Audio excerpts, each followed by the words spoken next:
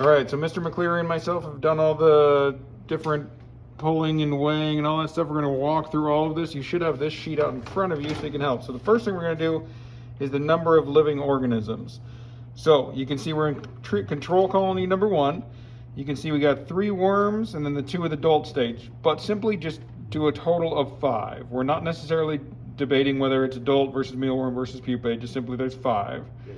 So for living organisms control number 1, you just write down 5 right there. Then for control colony number 2, you can see we have 1, 2, 3, 4, 5, 6, 7, 8, 9 worms, 1 pupae, that's the guy right in the middle, the lighter colored guy, and then we have 3 adult stage. Now the one in the center, you can see is more of a brown color. That's actually the kind of like the quote-unquote fresh stage right after pupae.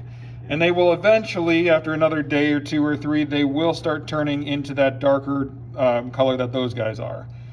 So you can see again, we have 1, 2, 3, 4, 5, 6, 7, 8, 9, 10, 11, 12 different mealworms. So then again, in your control, you basically write 12. Then, like it says right there, you need to find the average of the number of organisms. So it's simply colony 1, colony 2 divided by 2 gives you the average. Now for the treatment side, we have side 1. You can see we have 1, 2, 3, 4, 5, 6, 7, 8, 9, 10. And we have 11, I'm sorry. 11 in number 1. Treatment number 2, we have 1, 2, 3, 4, 5, 6, 7, 8, 9, 10 in number 2. So again, you just simply write it in the treatment side, and then you got to figure out the average there as well. The next row we're dealing with is mass. So we're going to have 2 masses for each of these. So for colony number 1, you can see it's 0.67. And then for treatment colony number 2, it's 1.47. So again, figure out what the average is.